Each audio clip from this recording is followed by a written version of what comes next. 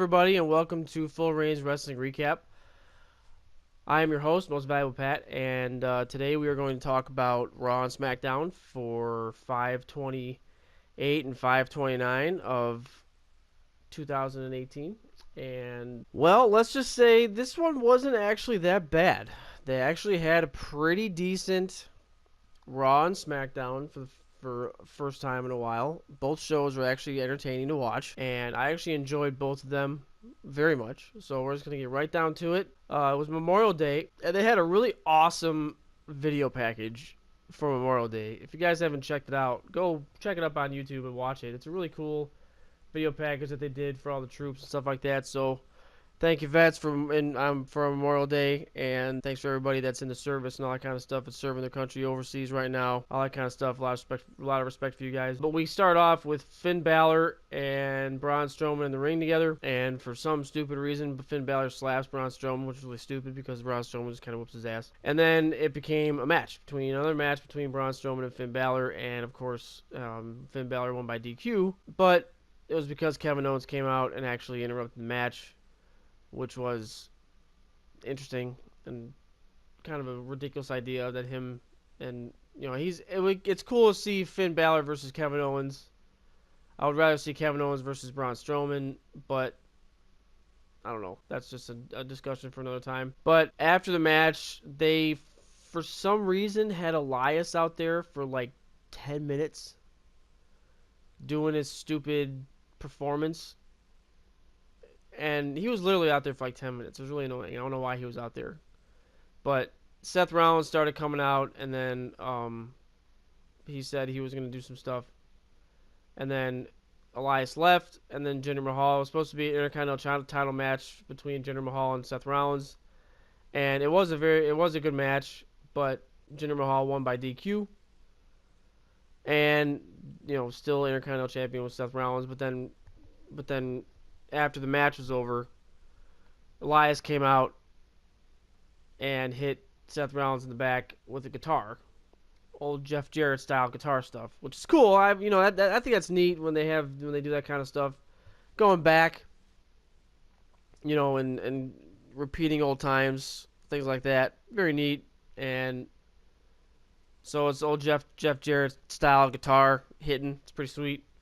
But then they started talking about Nia Jax versus Ronda Rousey. Now, I'm interested in this match a little bit. It's the first time Ronda Rousey is actually going to come up against somebody one-on-one without somebody there to help her, like Kurt Angle. So, I know she's been in house shows, but we can't watch house shows.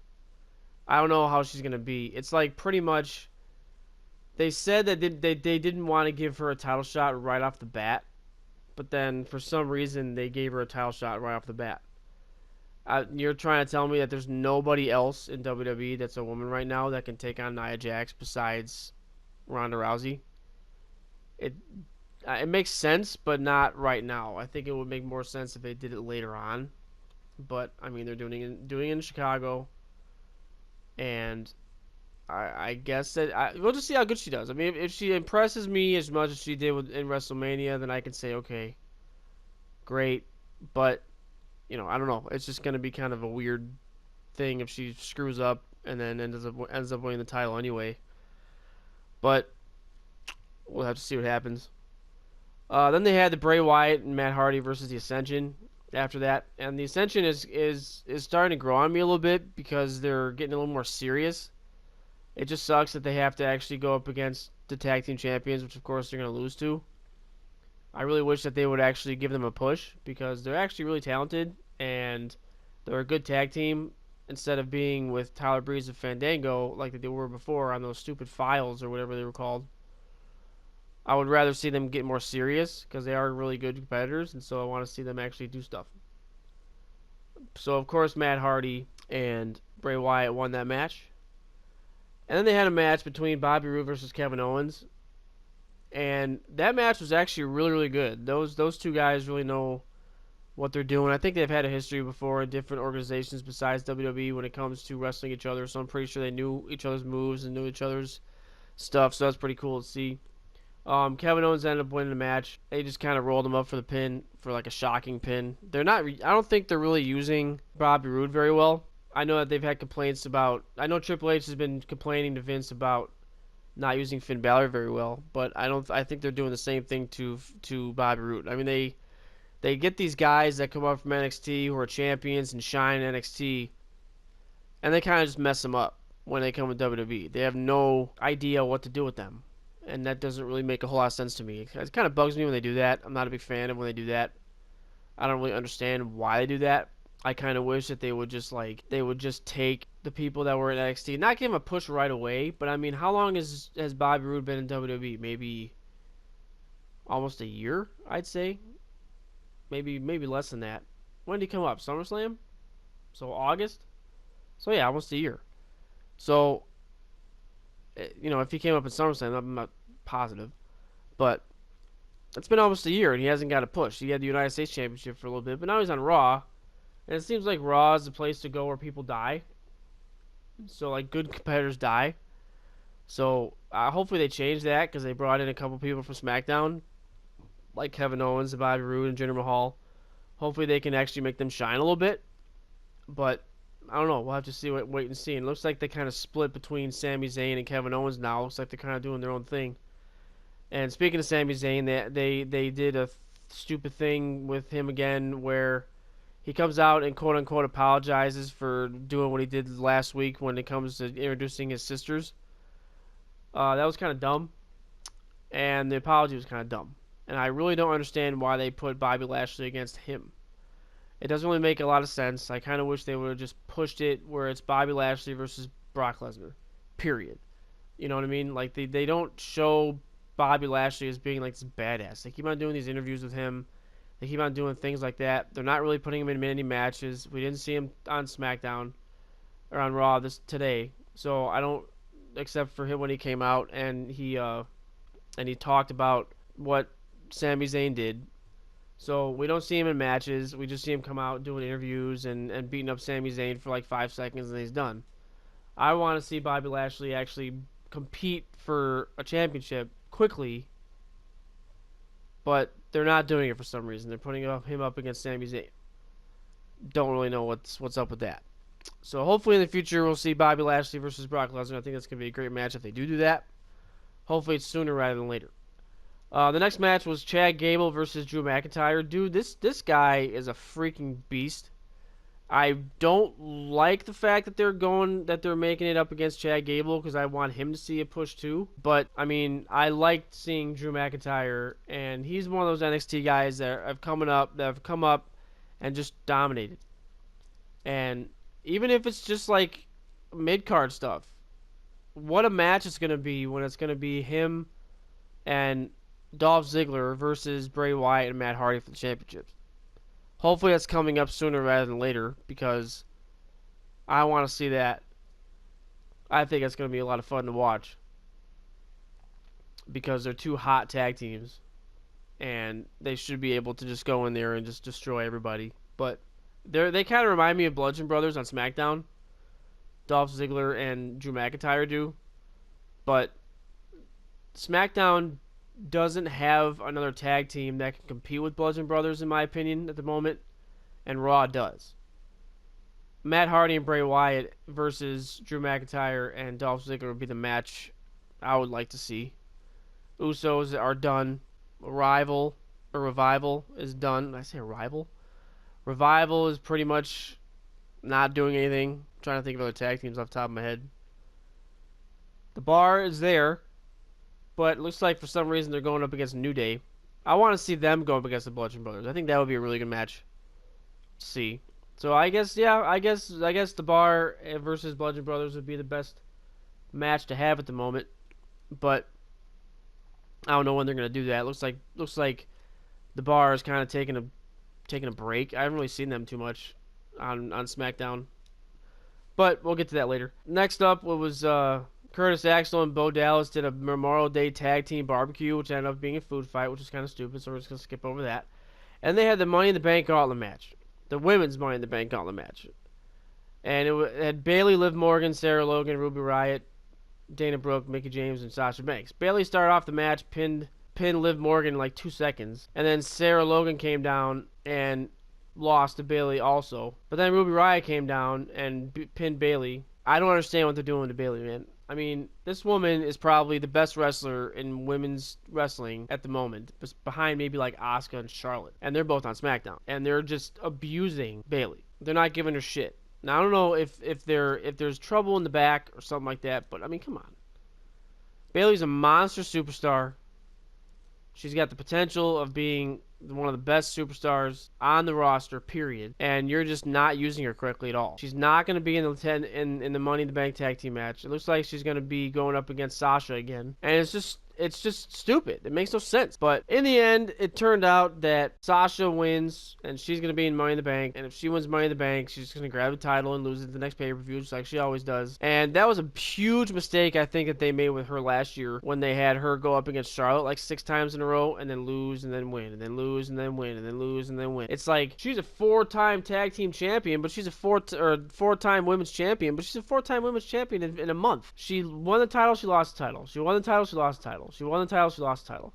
That's what happened. Like, all within the next pay-per-view, which is stupid. So, I mean, overall, Sasha Banks is a decent person actually who have the match won. I really wish that one of the Riot Squad women would have won the match, but whatever. But after that, that was pretty much Raw. That was Raw in a nutshell. Not a bad Raw at all, but SmackDown, in my opinion, was again better because SmackDown's always better. They always have a better show because they have better wrestlers. Daniel Bryan, Shinsuke, AJ, all these guys are better wrestlers than anybody on Raw. So they're going to have awesome contests. And it started off with Samoa Joe coming out and saying that he's going to win the night because he's going to beat Daniel Bryan for the championship, or for the, not the championship, for the Money in the Bank, last Money in the Bank spot. And then Daniel Bryan came out, interrupted Samoa Joe, and right afterwards, Big Cass came out and interrupted both of them. And Cass is like, well, you're gonna have to fight me when they clear me, and they cleared me, so we're fighting tonight. So it turns out that at the end of the night, it's going to be Daniel Bryan versus Big Cass versus Samoa Joe. And what a match that was. I'll tell you that. That was a great, great, great match. And here's another guy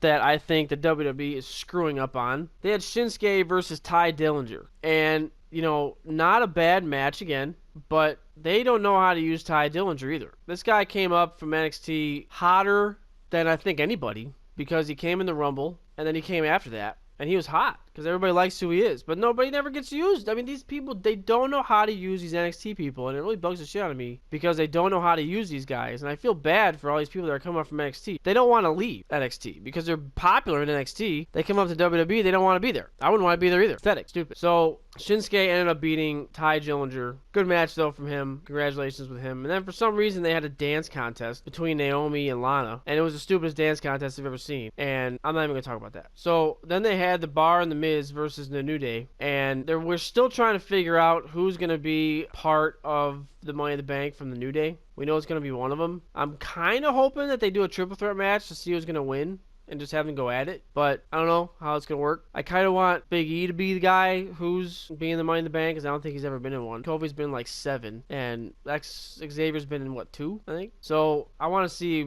Big E be in one. Don't know how it's going to work. Maybe it's going to be something. Maybe it's going to be something with them having a triple threat match or something. I don't know. But after that, they talked to Luke Gallows and Carl Anderson, who are going to fight against Bludgeon Brothers for the tag team championships at Money in the Bank. Please, God, let this be at least a decent match. And don't let these guys get completely dominated by the Bludgeon Brothers because they are, again, another tag team on Raw. Good tag team. Talented tag team. Know what they're doing. And yet they don't know how to use them. So I'm really just hoping, that they know how to use these guys. And if they don't, then I don't know, man. I mean, if they don't know how to use them, then there's no point in having them in the freaking WWE in the first place. You know what I mean? Because they're two awesome wrestlers, just like Revival, just like The Bar, just like New Day, just like Usos, like all these different guys. They're all on SmackDown. It doesn't seem like anybody can contend with Bludgeon Brothers. I can see them contending and The Bar contending. That's pretty much it. So I mean, we'll just have to wait and see. So I'm hoping that they're actually going to be able to compete well with them, but we'll see when Money in the Bank rolls around. After that, we saw Asuka versus Mandy Rose, and I thought this was going to be an absolute murder. I thought Mandy Rose was going to get destroyed, and she actually did a really good job. She's one of the only. She's the only girl. No, her and Sonya Deville are the only two from Tough Enough who are actually good enough to make it in WWE roster. And these girls are awesome. She did a fantastic job against Asuka, but of course Asuka won the match. I'm guessing she's gonna win at Money in the Bank. I'm kind of hoping she does because she deserves a championship more than Carmella does. Because Carmella sucks. Period. All she does is talk, and her stuff is annoying as possible, and her insults aren't even that good in the first place. It's like it seems to me that Cass and Carmella talk to each other before they go out and start spewing insults out at each other the exact same way they would if they talked to each other, because it seems like they're kind of piggybacking off each other, which is kind of weird. But then they had the triple threat match, which was Big Cass versus Daniel Bryan versus Samoa Joe. Man, what a match. Seriously, that was the best match of the night. Best match of both days. Great match. Oh, back and forth and back and forth and back and forth between everybody. And, and then they ended up being Samoa Joe winning at the end. So it looks like they might continue with the Daniel Bryan versus Big Cass thing. Not really sure. Hopefully they don't go crazy on that. Hopefully they don't do that for a long period of time. But I want to see, personally, him versus Shinsuke. I want this AJ versus Shinsuke shit to be over with and done. Done. I want this to be the last match. They've fought 5 times since freaking Royal Rumble. And I want, or Mania, I don't want to see it anymore. I'm sick of it already. So I want to see Cass and Daniel Bryan be done. And then I want to see him versus Shinsuke. Daniel Bryan versus Shinsuke. I think it'd be great. What a great matchup that would be. Great rivalry that would be. We don't need to see Daniel Bryan versus like 7-foot tall guys or 300-pound guys or whatever. We don't need to see that. I want to see him fight against somebody who's actually got some skill. I mean, Big Cass has skill, but it's not as skillful as Daniel Bryan. I mean, you're just comparing apples to oranges. I mean, it's just, you got a 7-foot tall guy who's a brawler versus a technical wrestler like Daniel Bryan. You can make Cass look good, I guess, but I mean, I don't want to see that anymore. I only want to see that maybe once or twice. So, we'll just have to wait and see how that goes, but I would really like to see him versus Daniel Bryan.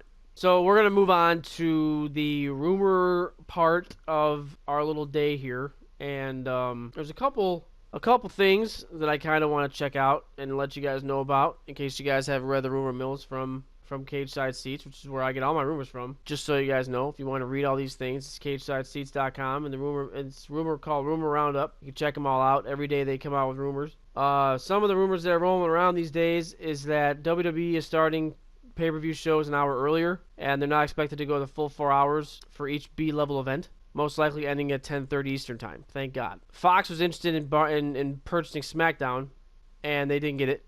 I think it's still going to USA. It sounds like the range they offered 240 and 200 between the ranges of 240 and 270 million dollars to Raw to get Raw on Fox. That would have been kind of cool, but USA matched it, and they're sticking to USA, I guess. I guess WWE, and it sounds like WWE is getting aggressive trying to sign independent wrestlers, apparently because MLW got a TV deal, so that could be a threat. WWE is planning to headline Tokyo show on July 1st with AJ Styles versus Shinsuke versus Daniel Bryan versus Samoa Joe, per The Observer, which is great. PW Insider notes, and WWE started contracting wrestlers for next Mae Young Classic. I watched the first one. I was actually rooting for Kairi Sane the whole time, and I'm glad she won. So hopefully they get some other talented wrestlers to come out of that also. I don't know of anybody else that came from that was actually still in NXT or in WWE at the moment. But they also reached out to wrestlers to work the tournament last year, so we could see a couple repeat wrestlers. And according to Ringside Seats, WWE is open to the idea of selling the broadcast television rights to WrestleMania. That'd be a big freaking money bags right there. 2 sources told WrestlingNews.co that John Cena and Nikki Bella already have wedding plans, and execs are on the top of the loop since it will air during season 4 of Total Bellas. So, in my opinion, I'm was right about the whole thing where it was all scripted breakup just to get more people to watch Total Bellas, which I think is fucking stupid. I hope that's not the case. I really don't. But it's sounding more and more like it is, and I like that, man. John and Nikki, I don't know why you would do that stupid crap just to boost your ratings on freaking Total Bellas, which is stupid. The idea between the main roster talent like Revival and Ty Dillinger working NXT house shows is to bolster ticket sales for those events, since they're not really being used on the main roster anyway. And then they were talking about Daniel Bryan's contract. He still hasn't signed a contract past September 1st, so I really don't know what to do with him until he signs. So hopefully he signs soon. And this actually hurt me when I heard this. Iconics merchandise is selling better than expected. The site says that his WWE has big plans for Billy Kay and Peyton Royce. That sucks. I really wish they would change their shit around. It's annoying, and I don't want to see them anymore because they're a pain in the ass. Roman Reigns and AJ Styles had the week off, so they'll be back on the shows next weekend. So Money in the Bank's coming up in the next couple weeks. I don't know why they waited so long to have Money in the Bank. I mean, I don't think they had a pay-per-view since May 1st, so they waited like a month and a half to have another pay-per-view, which is interesting. But it's coming up, so I want to hear some of your guys' comments about what's coming up on the Money in the Bank. What are you looking forward to? Who would you rather, or what kind of matches would you see besides the Money in the Bank matches that are already going on? Let me know what's going on with that. And as far as these shows going the way they're going, from the shakeup to now, they're using the stars on SmackDown that they should be using, but they're not using the stars from SmackDown to Raw as they should be using on Raw. They're not using Bobby Roode very well. They're not using Kevin Owens very well, in my opinion anyway. I think he should be at least in title contention, and they're definitely not using Bobby Lashley very well. But he didn't come from SmackDown. But they're not using these guys very well. I don't know why. Bayley's getting the shaft. Sasha Banks wins this stupid Money in the Bank, qualifying match. They don't know how to use Bayley. They don't know how to use Finn Balor. They don't know how to use Bobby Roode. They don't really know how to use Jinder Mahal. I do like Jinder Mahal versus Roman Reigns thing though, but then they're making it kind of weird because now Jinder Mahal is rivalrying up against Seth Rollins and Roman Reigns. So I don't really understand that. It sounds like they're confused with what to do with him. So they're like, oh, we're going to put you up against Seth Rollins. Oh, no, we're not going to do that. We're going to put you up against Roman Reigns. Oh, no, we're not going to do that. We're going to put you up against Seth Rollins. It doesn't really make a whole lot of sense. So hopefully they kind of straighten that thing out by the time Money in the Bank rolls around. Hopefully Roman either finds somebody else and then it's Jinder Mahal versus Seth Rollins. I don't really know. But that's pretty much everything that's happened this week on wrestling. So thank you for watching, everybody. Appreciate that. We will see you guys on the next episode of Full Range Wrestling Recap. Please don't forget to like and share this video and comment down below what you think is going to happen at Money in the Bank and what matches would you like to see coming up after Money in the Bank. And we will talk to you guys next week. And thank you guys for watching and have a great day. Bye.